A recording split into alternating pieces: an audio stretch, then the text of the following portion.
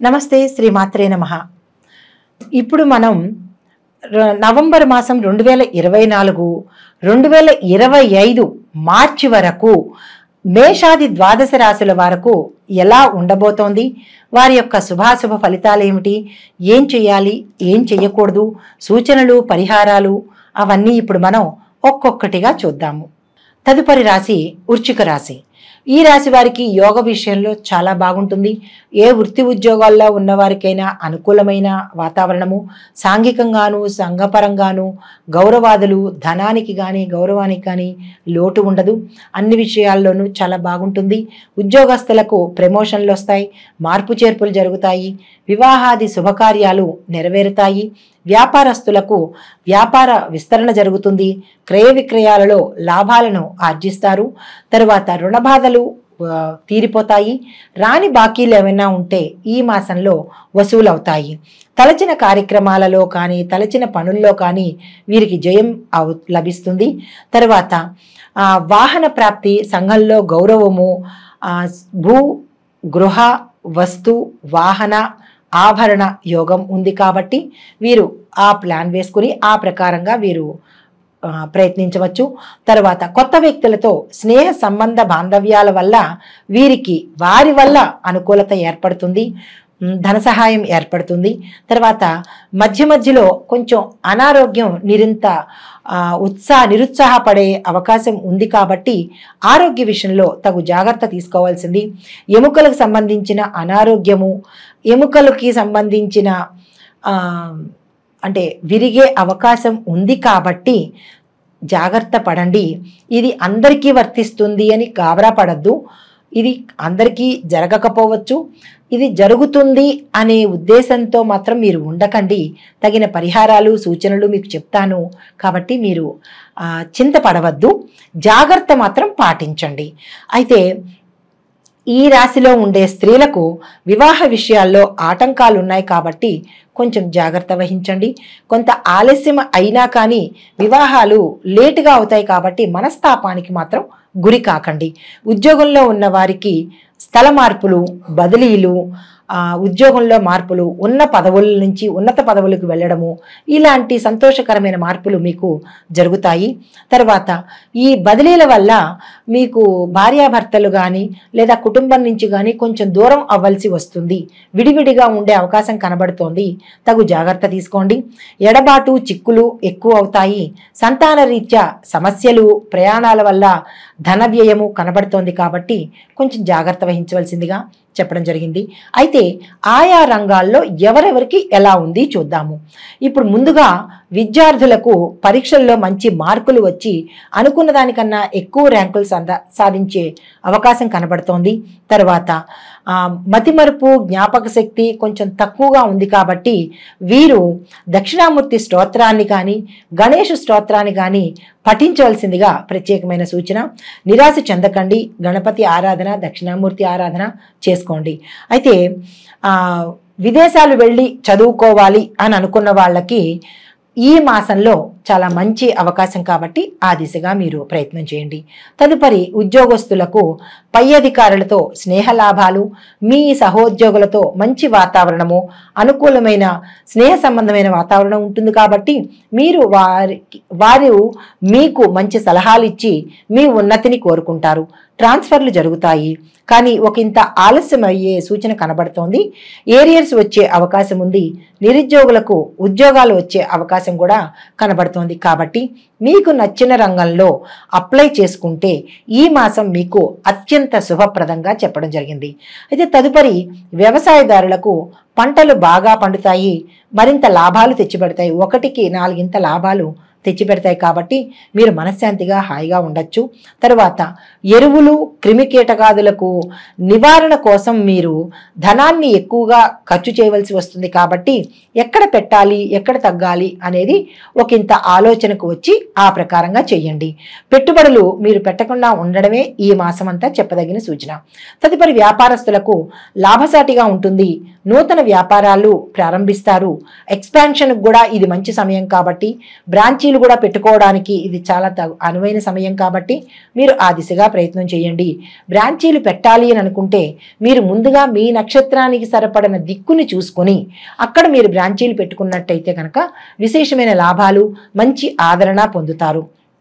తర్వాత భాగస్వామ్య ఒప్పందాలు కనుక చేసుకోవాలి అని అనుకుంటే లేదా రద్దు చేసుకోవాలి అని అనుకుంటే ఈ మాసం కొంచెం ఆలోచించి ప్రణాళిక వేసుకుని చేసుకుంటే చాలా మంచిది అని చెప్పదగిన ప్రత్యేకమైన సూచన. అయితే పెట్టుబడుల మీద పెట్టడం ఏదైనా పెట్టాలి అని షేర్స్లో కానీ లేదా మీ వ్యాపారంలోనే కొంచెం ఎక్కువగా డబ్బులు పెడదామని అనుకున్నప్పుడు దాన్ని 1-2 సార్లు ఆలోచించుకుని పెద్దల సహకారం తీసుకుని అప్పుడు పెట్టుబడి పెట్టండి. తర్వాత ఖర్చుల విషయంలో కనుక కొంచెం మీరు సమన్వయం పాటించండి. ఎక్కువగా ఖర్చులు అయ్యే అవకాశం కనబడుతోంది, అనవసరమైన ఖర్చులు కూడా కనబడుతోంది కాబట్టి ఏది ఉపయోగం ఏది నిరుపయోగం అనేది మీరు ఆలోచించి బుద్ధికి తగినట్టుగా ప్రవర్తించండి. క్రీడాకారులకు, కళాకారులకు, టీవీ సినీ నటరంగం వర్గం వారికి తగిన ప్రతిభకు తగిన వారి ప్రతిభకు తగిన గుర్తింపు, బహుమతులు అందుకోవడానికి కొంచెం ఆలస్యం అయ్యే సూచన కనబడుతోంది. కానీ సన్మానాలు, సత్కారాలు మాత్రం మీకు చక్కగా జరుగుతాయి. తర్వాత కాంట్రాక్టు వచ్చే వారికి కాంట్రాక్ట్ రంగంలో ఉన్న వారికి కొత్త కాంట్రాక్టులు రావడానికి లేట్ అయ్యేటట్టుగా కనబడుతోంది. లేబర్ వల్ల మీరు కొన్ని చిక్కుల్లో పడే అవకాశం ఉంది కాబట్టి లేబర్తో మాట మంచి చేసేటప్పుడు తగిన జాగ్రత్త చూసుకోవాల్సిందిగా చెప్పడం జరిగింది. నెక్స్ట్ రియల్ ఎస్టేట్ రంగం వారికి, మార్కెటింగ్ రంగం వారికి కూడా ఇంచుమించు ఇదే పరిస్థితి కొనసాగేటట్టుగా ఉంది. కొత్త వెంచర్లు వెయ్యకండి. ఒకవేళ తప్పదు వెయ్యాలి అని అనుకుంటే మీ నక్షత్రానికి సరిపడ తారాబలం, చంద్రబలం చూసుకుని తప్పదు అనుకుంటేనే మీరు ముందుకు వెళ్ళండి. తర్వాత రియల్ ఎస్టేట్ రంగంలో, మార్కెటింగ్ రంగం వారికి కొత్త టార్గెట్స్ ఏమైనా పెట్టుకోవాలి అని అనుకున్న వాళ్ళు టార్గెట్స్ని నిర్ణయించుకునేటప్పుడు కూడా తగు జాగ్రత్త ఆలోచన చేయవలసిందిగా సూచన అవుతుంది. అయితే రాజకీయ రంగంలో ఉన్న వాళ్ళకి కొన్ని మార్పులు సంభవించే అవకాశం కనబడుతోంది. ప్రజలలో మీ మీద కొంచెం వ్యతిరేక భావం గోచరిస్తోంది కాబట్టి ధనం వచ్చేదానికన్నా ధనం పోయేదే ఎక్కువగా ఉంది. మనశ్శాంతికి లోపం వాటిల్లుతుంది. కాబట్టి మీరు కొంచెం తగు జాగ్రత్తలు, చాలా జాగ్రత్తలు తీసుకోవాల్సిందిగా, సమయస్ఫూర్తితో మెలగాల్సిందిగా ఈ మాసం చెప్పడం జరిగింది. అయితే మీ జాతక పరిశీలన చేసుకుని ఏ సమయం మీకు అనుకూలంగా ఉంటుందో ఆ సమయంలో మీరు కొత్తగా పదవికి ఎన్నికవ్వాలన్నా లేదా కొత్తగా చేరాలన్నా కానీ తగిన సమయం చూసుకుని మీరు అప్లికేషన్ పెట్టుకున్నట్టయితే మంచి ఫలితాలు వస్తుంది. అది ప్రథమార్థంలో కన్నా ద్వితీయార్థంలోనే మీకు సక్సెస్ సాధించే అవకాశం కనబడుతోంది. మీరు ప్రజలకు ఏదైనా హామీలు కానీ మాటలు కానీ ఇచ్చి ఉంటే, ఇటు ప్రజలకు కానీ అటు మీ అధిష్టానానికి కానీ మాటలు ఇచ్చి ఉంటే ఆ మాటలు తప్పనిసరిగా చెల్లించుకోవాలి. లేదు అంటే కనుక మీరు మరింత కిందకి వెళ్ళే అవకాశం కనబడుతోంది. కాబట్టి చాలా జాగ్రత్తగా మాట్లాడండి. ఏదైనా కొత్త వాగ్దానాలు ఇవ్వాలంటే కూడా 1-2 సార్లు ఆలోచించుకుని మీరు కొత్త వాగ్దానాలు ఇవ్వాల్సిందిగా చెప్పడం జరిగింది. అయితే ఇప్పుడు నక్షత్రాల వారీగా సూచనలు, పరిహారాలు చూద్దాము. విశాఖ నక్షత్రం 4వ పాదం వారికి అక్టోబరు నెల 24 అంటే 2024, 2025 జనవరి, ఫిబ్రవరి, మార్చి మాసాలు అత్యంత అనుకూలంగా, లాభదాయకంగా, యోగ్యంగా ఉన్నాయి. కాబట్టి ఈ మాసాలని మీరు మీకు అనుకూలంగా మార్చుకుని దుర్వినియోగం చేసుకోకుండా కొత్త ప్రణాళికలు వెయ్యాలన్నా లేదా కొత్తవి ఏవైనా మొదలు పెట్టాలన్నా, కీలకమైన పనులు చేపట్టాలన్నా ఈ మాసాన్ని మీరు ఉపయోగించుకోండి. అయితే మీకు మీ యొక్క గ్రహానికి శాంతి కోసమని గురువారం రోజున కేజీ శనగలు దానంగా ఇవ్వండి. మీ యొక్క అదృష్ట సంఖ్యలు 3, 4, 6, 7. అదృష్ట వారాలు ఆది, సోమ, మంగళవారాలు. ఈ వారాలను ఉపయోగించుకుని, ఆ సంఖ్యలను ఉపయోగించుకుని మీరు ఏవైనా పనులు చేపట్టాలంటే నిరభ్యంతరంగా చేయొచ్చు. తదుపరి అనురాధ నక్షత్రం. వీరికి అక్టోబర్ 2024, 2025 ఫిబ్రవరి, మార్చి నెలలు మంచి యోగదాయకంగాను, లాభదాయకంగాను ఉన్నాయి. కాబట్టి మీరు ఆ సమయాన్ని సద్వినియోగపరచుకోండి. మీ యొక్క గ్రహశాంతి కోసము శనివారం నాడు నల్ల నువ్వులను కొద్దిగా దానమివ్వండి. మీ యథాశక్తికి. శక్తి ఉన్నవారు కేజింపావు, శక్తి లేని వారు మాత్రం మీ యథాశక్తి దానంగా ఇవ్వండి. తర్వాత మీ యొక్క అదృష్ట సంఖ్యలు 1, 2, 4, 8. అదృష్ట వారాలు ఆది, బుధ, శనివారాలు. ఈ వారాలను ఉపయోగించుకుని ఆ సంఖ్యలను ఉపయోగించుకుని మీరు ముందుకు వెళ్ళవలసిందిగా సూచన. తదుపరి జ్యేష్ఠ నక్షత్రం వారికి అక్టోబరు, నవంబరు 2024 సంవత్సరము, 2025 జనవరి, ఫిబ్రవరి, మార్చి నెలలు అత్యంత లాభదాయకంగాను అన్ని విధాలా బాగుంది. కాబట్టి మీరు ఏ ప్రణాళికలు వేసుకున్నా లేదా ఏ కొత్త కార్యక్రమాలు చేపట్టాలన్నా ఈ మాసాల్లో మీరు వినియోగించుకోండి. అయితే గ్రహశాంతి కోసము 1 కేజీ పెసలు మీరు దానంగా ఇవ్వండి. మీ యొక్క అదృష్ట సంఖ్యలు 1, 2, 4, 8 గాను, అదృష్ట వారాలు ఆది, బుధ, శుక్రవారాలు. ఈ వారాలను ఉపయోగించుకుని ఆ సంఖ్యలను ఉపయోగించుకుని మీరు ఏవైతే ప్రణాళికలు వేసుకుంటారో ఆ దిశగా ప్రయాణం చేయండి. తరువాత మొత్తంగా రాశి వారికి చెప్పదగిన పరిహారాలు, సూచనలు ఏమిటంటే, ఇందులో ఒక చిన్న ఇది ఉంది. మాకు నక్షత్రాలు తెలియవండి, పాదాలు తెలియవు, మరి మేము ఏం పరిహారాలు చేసుకోవాలి అని అనుకునే వారికి మొత్తంగా రాశి తెలుస్తుంది. కాబట్టి ఆ రాశి పరంగా మీరు ఈ పరిహారాలు చేసుకోండి. ఏమిటయ్యా అంటే అవి శనీశ్వరుడికి, రాహువుకి జపాలు, దానాలు చెయ్యండి. వెంకటేశ్వర స్వామికి, ఆంజనేయ స్వామికి, శనీశ్వర స్వామికి, దుర్గాదేవి ఆలయాలు దర్శించండి, అభిషేకాలు చేసుకోండి. పూజలు శక్తి ఉన్నవాళ్ళు పూజలు కూడా చేయించుకోవచ్చు. హనుమాన్ చాలీసా, గోవిందనామాలు, లలితా సహస్రము తప్పనిసరిగా పఠించండి. హనుమాన్ చాలీసా శనివారం నాడు, గోవిందనామాలు కూడా శనివారం నాడే, లలితా సహస్రం మాత్రం శుక్రవారం నాడు తప్పనిసరిగా పఠించండి. నోటి తిరగని వాళ్ళు వినడమైనా చేయాల్సిందే. ఈ రాశి వారికి శుభప్రదమైన రంగులు ఎరుపు, పసుపు, తెలుపు.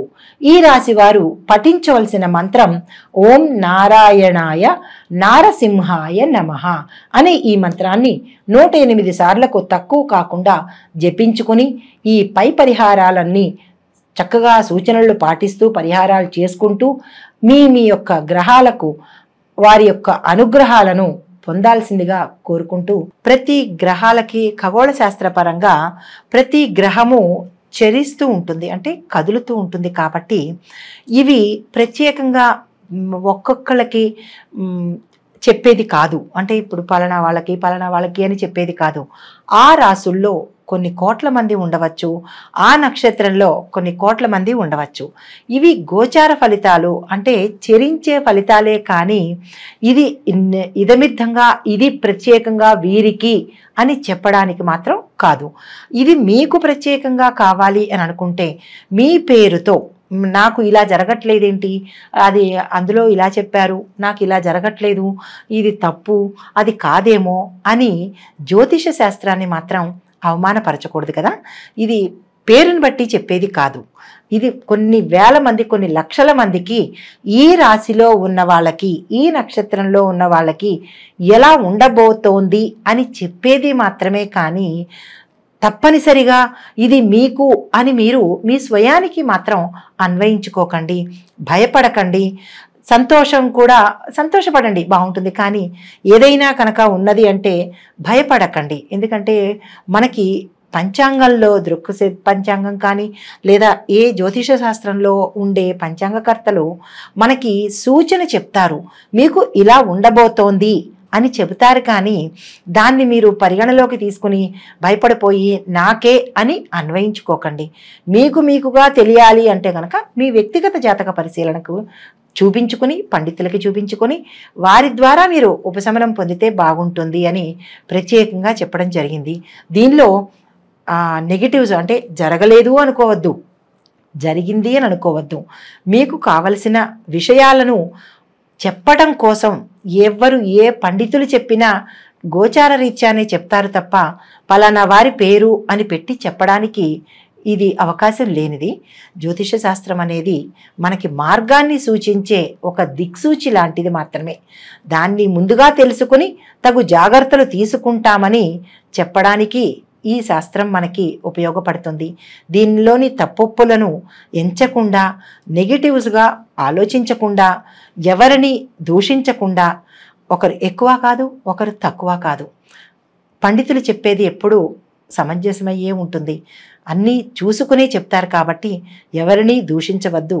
మీ సొంతంగా ఆలోచించి మీ సొంతంగా మీ నిర్ణయాలు తీసుకోవద్దని ఈ ముఖంగా ప్రేక్షకులకు నేను విన్నవించుకుంటున్నాను.